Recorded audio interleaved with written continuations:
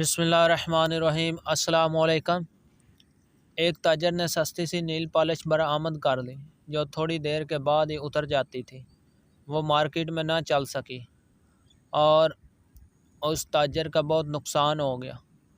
وہ پریشان حال مارا پھر رہا تھا کہ کہیں اسے ابن رشد کا یہ قول سنائی دیا کہ اگر جہلوں پر حکمرانی کرنی ہو تو ہر باطل پر مذہبی غلاف چڑھا دو۔ اگر جہلوں پر حکمرانی کرنی ہو تو ہر باطل پر مذہبی غلاف چڑھا دو۔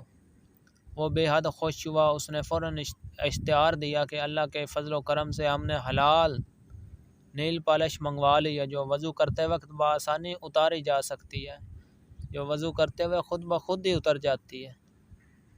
یہ سنتے ہی عورتیں دھڑا دھڑ اس نیل پالش پر ٹوٹ پڑیں اور اس تاجر کا کاروبار چمک اٹھا۔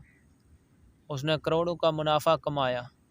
ان پیسوں سے اپنے لیے ایک عظیم الشان محل تعمیر کرایا اور اس کے دروازے پر ایک تختی لگوائی جس پر لکھا تھا ھذا من فضل ربی، ھذا من فضل ربی۔